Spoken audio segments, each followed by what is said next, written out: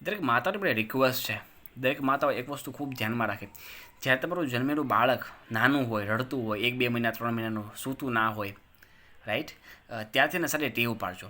ઘોડિયાની અંદર જ્યારે બાળક તમે એને સોડાવા નાખો, એ રોવે, સૂતું ના હોય, ગજ્જો કરતું હોય, ત્યારે છે ને એને નાનપણથી જ એવી ટેવ પાડજો.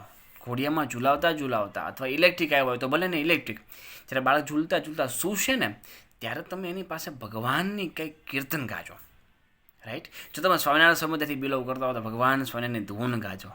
સ્વામિનારાયણ નામ ભજ મને, સ્વામિનારાયણ નામ. આ મને ધૂન ગમે છે, એટલે તમને જે કોઈ ધૂન ગમતી હોય ને એ ધૂન ગાજો. તમે ભગવાન કૃષ્ણમાં બિલીવ કરતા હો, ઓમ નમો ભગવતે વાસુદેવાય નમઃ, ઓમ નમઃ ભગવતે વાસુદેવાય નમઃ. પ્રહલાદજી આ જ પાઠ કરતા ને, જ્યારે હિરણ્યકશ્યપુને હેરાન કરતો ત્યારે આ જ પાઠ કરતા. આને સંભળાવજો તમારા સંતાનને, નાના હોય ને ત્યારે. તમે ભગવાન રામમાં બિલીવ કરતા હો, ભગવાન રામની ઉપાસના ધરાવતા હો તો શ્રી રામચંદ્ર કૃપાલુ ભજ મને, હરણ ભવ ભય દારુણમ. એને ભગવાન રામની કંઈક એવી રામાયણની ચોપાઈ સંભળાતા સુવડાવજો. તારા ઓન વર્ડ્સ તમે જે ગાતા હશો ને એને એના હૃદયની અંદર સ્પર્શશે, એને બહુ ઇમ્પેક્ટ કરશે અને તમારું બાળક સૂઈ પણ જશે. પણ એક સંબંધી છે, મારા માસીનો દીકરો, કઝિન છે, પારસ. એનો એક કઝિન છે હેમંતભાઈ કરીને, એના વાઈફ છે દિશા ભાભી. એ છે ને એનો મિહિર નાનો હતો ને ત્યારે છે ને મારા માસીને ત્યાં હું ગયેલો એક 2 વખત, મેં જોઈ લી આ વસ્તુ. અને એ સૂતો હોય ને ત્યારે ધૂન ગાય, અને દિશા ભાભીનો વોઇસ પણ બહુ સારો. તો એ છે ને જ્યારે મિહિર સૂતો ને ત્યારે ઘણીવાર રડતો હોય, એવું કરે ને ત્યારે ઘોડિયામાં ઝૂલાવતા અને ભગવાન સ્વામિનારાયણની ધૂન ગાતા. પ્રશ્ન બિલીવ કરે છે એ. પણ એનામાંથી ગુણ લીધો મેં, મને યાદ આવ્યું, તમને બધાને કહું છું. એ છે ને ઇન્ડિવિજ્યુઅલ મધર્સ, તમારા સંતાનની પર આ વસ્તુ ઇમ્પ્લિમેન્ટ કરજો. તમારા સંતાનને ઘોડિયામાં ઝૂલાતા ભગવાનની એને ભગવાનના કીર્તનો ગાઈને સંભળાવજો, ભગવાનની ધૂન ગાઈને સંભળાવજો. મા બાપની ફરિયાદ છે, છોકરા મોટા થઈને સાચવતા નથી. એલા મા બાપ છોકરા મોટા થઈને સાચવતા નથી તમે કહો છો, પણ તમે તમારા સંતાન માટે શું કર્યું હતું જોવો.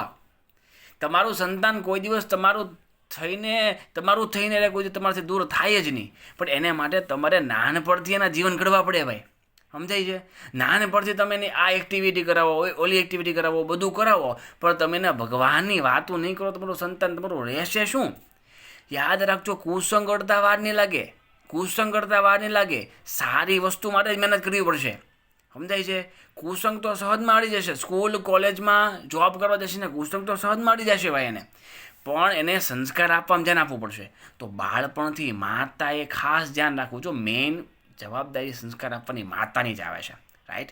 પુરુષની આર્થિક આવે છે, પણ સ્ટીલ એવો મતલબ એવો નથી કે પુરુષ સંસ્કાર ના આપવા, પણ ઝાઝામાં ઝાઝું ધ્યાન માએ આપે છે અને માએ આપવું જોઈએ.